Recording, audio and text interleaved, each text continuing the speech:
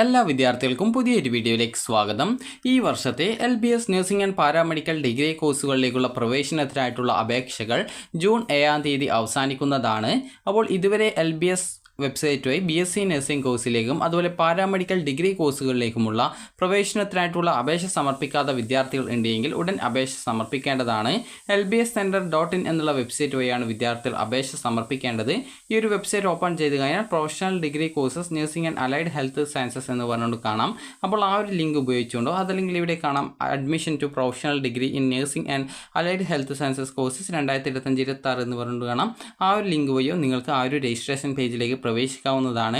അപ്പോൾ അപേക്ഷയിൽ 3 സ്റ്റെപ്പുകളാണ് ഉള്ളത്. അപ്പോൾ ഈ ഒരു 3 സ്റ്റെപ്പുകൾ എന്ന് പറയുന്ന സമയത്ത് നിങ്ങൾക്ക് ആ ഒരു അപേക്ഷയുടെ സ്റ്റെപ്പുകൾ ഏതൊക്കെയാണെന്ന് പറയാം.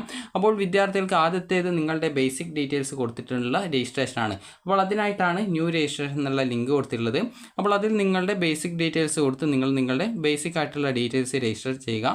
അതിനുശേഷം വിദ്യാർത്ഥികൾക്ക് രണ്ടാമത്തെ സ്റ്റെപ്പ് എന്ന് പറയുന്നത് ആപ്ലിക്കേഷൻ ഫീ പേയ്മെൻറ്റ് എന്നുള്ളതാണ്. അപ്പോൾ ആപ്ലിക്കേഷൻ ഫീ പേയ്മെൻറ്റ് ചെയ്യുന്നതിനായിട്ട് വിദ്യാർത്ഥികൾക്ക് രണ്ടാമത്തെ ആ ഒരു ആപ്ലിക്കേഷൻ ഫീ പേയ്മെൻറ്റ് എന്നുള്ള ലിങ്ക് ഉപയോഗിച്ചുകൊണ്ട് നിങ്ങൾക്കൊന്നുകിൽ ആ ഒരു ലിങ്ക് ഉപയോഗിച്ച് നിങ്ങൾക്ക് ഈ ഒരു ഫെഡറൽ ബാങ്കിൻ്റെ ചലാൻ ഡൗൺലോഡ് ചെയ്തെടുക്കാൻ പറ്റും.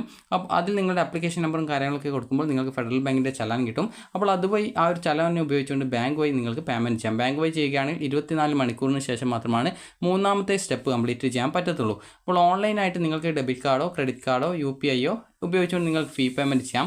അപ്പോൾ അങ്ങനെയെങ്കിൽ ഏകദേശം ഒരു 20 മിനിറ്റിന് ശേഷം നിങ്ങൾക്ക് ഈ ഒരു ബാക്കി മൂന്നാമത്തെ സ്റ്റെപ്പുകൾ ചെയ്യാൻ പറ്റും.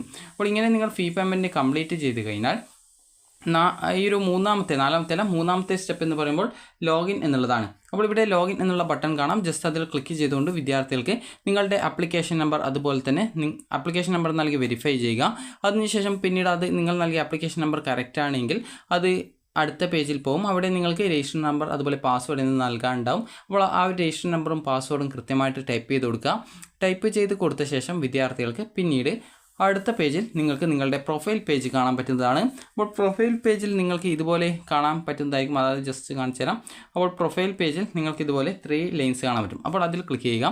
അപ്പോൾ അതിൽ ക്ലിക്ക് ചെയ്ത് കഴിഞ്ഞാൽ നിങ്ങൾക്ക് ആ ഒരു ആപ്ലിക്കേഷൻ്റെ ഓരോ സ്റ്റെപ്സിൻ്റെ കാര്യങ്ങളും കൊടുത്തിട്ടുണ്ടാവും. അപ്പോൾ നിങ്ങൾ ഓരോ സ്റ്റെപ്സും ക്ലിക്ക് ചെയ്ത് കൃത്യമായിട്ട് നിങ്ങൾ നൽകിയ ഡീറ്റെയിൽസ് ഒക്കെ കറക്റ്റാണോ എന്നുള്ളത് പരിശോധിക്കുക.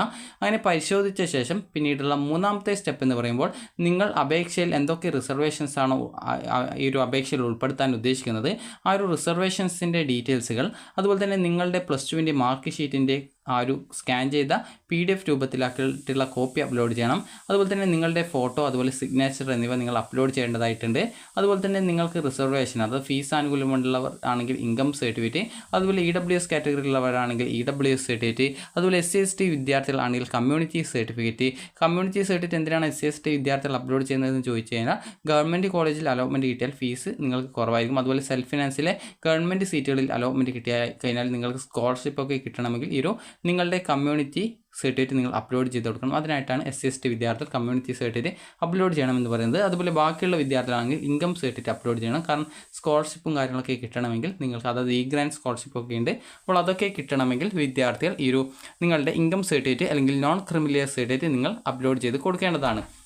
അതുപോലെ തന്നെ വേറെ എന്തെങ്കിലും റിസർവേഷൻ നിങ്ങൾക്കുണ്ടെങ്കിൽ ആ ഒരു റിസർവേഷൻ തെളിയിക്കുന്നതിന് ആവശ്യമായിട്ടുള്ള ഡോക്യുമെൻറ്റ്സുകളും വിദ്യാർത്ഥികൾ നിർബന്ധമായിട്ടും അപ്ലോഡ് ചെയ്ത് കൊടുക്കേണ്ടതാണ്. അപ്പോൾ അപേക്ഷ സമർപ്പിക്കുന്നതിനായിട്ട് ബേസിക്കായിട്ട് നിങ്ങൾക്ക് SSLC ആ ഒരു റിസൾട്ടിൻ്റെ അതായത് SSLCയുടെ മാർക്ക് ഷീറ്റ് അതായത് അല്ലെങ്കിൽ SSLC സർട്ടിഫിക്കറ്റിൻ്റെ ഒരു കോപ്പി ഉണ്ടായിരിക്കണം. കാരണം അതിൽ നിങ്ങളുടെ ബേസിക് ഡീറ്റെയിൽസ് ഉണ്ടാകും. നിങ്ങളുടെ കാറ്റഗറി, കാസ്റ്റ്, റിലീജിയൻ ഇതുപോലുള്ള ബേസിക് ഡീറ്റെയിൽസും കാര്യങ്ങളൊക്കെ ഉണ്ടാകും. അപ്പോൾ അതിന് വേണ്ടിയിട്ടാണ് ഈ ഒരു SSLCയുടെ സർട്ടിഫിക്കറ്റിൻ്റെ കോപ്പി വേണമെന്ന് പറയുന്നത്. കാരണം അതുപോലെ നിങ്ങളുടെ ഏജ് അതുപോലെ നാഷണാലിറ്റി ഇതൊക്കെ തെളിയിക്കുന്നതിനായിട്ട് SSLC സർട്ടിഫിക്കറ്റ് ഉപയോഗിക്കാൻ പറ്റും. അതിനു വേണ്ടിയിട്ടാണ് SSLCയുടെ സ്കാൻ ചെയ്ത കോപ്പി നിങ്ങൾ അപ്ലോഡ് ചെയ്യണം എന്ന് പറയുന്നത്. അതുപോലെ തന്നെ നിങ്ങളുടെ +2 മാർക്ക് ഷീറ്റ് ഒന്നിൽ കൂടുതൽ റിസൾട്ടുള്ള വിദ്യാർത്ഥികളാണെങ്കിൽ അതിനെ ഒറ്റ PDF ആക്കിയിട്ട് അപ്ലോഡ് ചെയ്യുക. അതുപോലെ തന്നെ നിങ്ങൾക്ക് വേറെ എന്തെങ്കിലും റിസർവേഷൻസും കാര്യങ്ങളൊക്കെ ഉണ്ടെങ്കിൽ അത് കൃത്യമായിട്ട് നിങ്ങൾ അതുമായി ബന്ധപ്പെട്ട ഡോക്യുമെൻറ്റ്സ് ഒക്കെ അപ്ലോഡ് ചെയ്ത് കൊടുക്കാനായിട്ട് ശ്രദ്ധിക്കേണ്ടതാണ്. അതുപോലെ NRI കോട്ടയിൽ അഡ്മിഷൻ അതായത് NRI റിസർവേഷൻ ഉള്ളവർ NRIയുമായി ബന്ധപ്പെട്ടുള്ള സ്പോൺസർഷിപ്പ് സർട്ടിഫിക്കറ്റ് ഇതുപോലുള്ള സർട്ടിഫിക്കറ്റുകളും കാര്യങ്ങളൊക്കെ കൃത്യമായിട്ട് നിങ്ങൾ അപ്ലോഡ് ചെയ്യണം. അപ്പോൾ ഈ ഒരു അപേക്ഷ സമർപ്പിക്കുന്ന അതായത് ഈ ഒരു മൂന്നാമത്തെ സ്റ്റെപ്പിലാണ് കൃത്യമായിട്ട് നിങ്ങൾക്ക് എന്തൊക്കെ റിസർവേഷൻസും കാര്യങ്ങളൊക്കെ ഉണ്ട് എന്നുള്ള കാര്യം നിങ്ങൾ അപ്ലോഡ് ചെയ്ത് കൊടുക്കേണ്ടത്. അതുപോലെ പ്രത്യേകം ശ്രദ്ധിക്കേണ്ടത് ആപ്ലിക്കേഷൻ സബ്മിറ്റ് ചെയ്ത് കഴിഞ്ഞാൽ പിന്നീട് യാതൊരു കാരണവശാലും വിദ്യാർത്ഥികൾക്ക് റിസർവേഷൻ ഡോക്യുമെൻറ്റുകൾ അപ്ലോഡ് ചെയ്ത് കൊടുക്കാനായിട്ട് സാധിക്കുന്നതല്ല. അപ്പോൾ അതുകൊണ്ട് തന്നെ എന്തൊക്കെ റിസർവേഷൻസ് ഉണ്ടോ അതുമായി ബന്ധപ്പെട്ടുള്ള ഡോക്യുമെൻറ്റ്സ് ഉണ്ടോ ഇതൊക്കെ അനുസരിച്ചുകൊണ്ട് വിദ്യാർത്ഥികൾ കൃത്യമായിട്ട് ഒരു ആപ്ലിക്കേഷൻ സബ്മിറ്റ് ചെയ്യും മുമ്പായിട്ട് നിങ്ങൾക്ക് വേണ്ട എല്ലാവിധ റിസർവേഷൻ ഡോക്യുമെൻറ്റ്സുകളും അതുപോലെ അപേക്ഷയിൽ എന്തൊക്കെ ഡീറ്റെയിൽസ് നൽകണം ആ ഒരു ഡീറ്റെയിൽസും കാര്യങ്ങളൊക്കെ കറക്റ്റായിട്ട് തന്നെ നൽകാനായിട്ട് ശ്രദ്ധിക്കേണ്ടതാണ്. അപ്പോൾ വിദ്യാർത്ഥികൾ ശ്രദ്ധിക്കേണ്ടത് ആപ്ലിക്കേഷൻ ഫൈനൽ സബ്മിഷൻ്റെ ലാസ്റ്റ് ഡേറ്റ് എന്ന് പറയുന്നത് ഈ ഒരു ജൂൺ 7 വരെയാണ് വിദ്യാർത്ഥികൾക്ക് ഈ ഒരു അപേക്ഷ സമർപ്പിക്കാൻ സാധിക്കുക.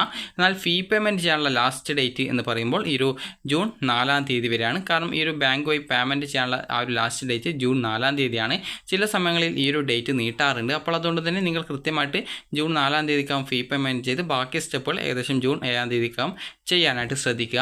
അപ്പോൾ ഈ ഒരു LBSൻ്റെ ഈ ഒരു അലോട്ട്മെൻറ്റ് വഴി വിദ്യാർത്ഥികൾക്ക് ഗവൺമെൻറ് അതുപോലെ സെൽഫ് ഫിനാൻസ് അതുപോലെ ഗവൺമെൻറ് കോസ്റ്റ് ഷെയറിംഗ് കോളേജുകൾ എന്നിങ്ങനെയുള്ള വിവിധ കോളേജുകളിൽ BSc നഴ്സിംഗ് അതുപോലെ തന്നെ മറ്റ് പാരാമെഡിക്കൽ ഡിഗ്രി കോഴ്സുകൾ ഏതൊക്കെ കോഴ്സുകളാണ് ഉള്ളത് എന്നറിയാനായിട്ട് ഇവിടെയുള്ള സൈഡിലുള്ള ആ ഒരു 3 ലൈൻസിൽ ക്ലിക്ക് ചെയ്യുക. കോഴ്സസിൽ ക്ലിക്ക് ചെയ്ത് കഴിഞ്ഞാൽ നിങ്ങൾക്ക് ഏതൊക്കെ കോഴ്സുകളാണ് ഉള്ളത് എന്ന് നിങ്ങൾക്ക് അറിയാൻ സാധിക്കുന്നതാണ്. അപ്പോൾ ഈ ഒരു BSc നഴ്സിംഗ് കോഴ്സുകളിലേക്ക് വിദ്യാർത്ഥികളുടെ +2ൻ്റെ മാർക്ക് അടിസ്ഥാനപ്പെടുത്തിയിട്ടാണ് ഈ ഒരു അഡ്മിഷനും അതുപോലെ അലോട്ട്മെൻറ്റ് പ്രോസസ്സും കാര്യങ്ങളൊക്കെ നടത്തുന്നത്. അപ്പോൾ ഈ ഒരു അലോട്ട്മെൻറ്റ് പ്രോസസ്സ് എങ്ങനെയാണ് നടത്തുക എന്നുള്ള കാര്യങ്ങൾ വിദ്യാർത്ഥികൾക്ക് ഒരു വീഡിയോ ആയിട്ട് ഈ ഒരു BSc നഴ്സിംഗ് കോഴ്സുകളിലേക്കുള്ള അലോട്ട്മെൻറ്റ് പ്രോസസ്സ് സംബന്ധിച്ചുള്ള വീഡിയോ ചാനലിൽ അപ്ലോഡ് ചെയ്യുന്നതായിരിക്കും. അപ്പോൾ വിദ്യാർത്ഥികൾക്ക് ഈ ഒരു വീഡിയോ ഉപകാരപ്രദമായിട്ടുണ്ടെങ്കിൽ ലൈക്ക് ചെയ്യുക, ഷെയർ ചെയ്യുക. Thank you for watching.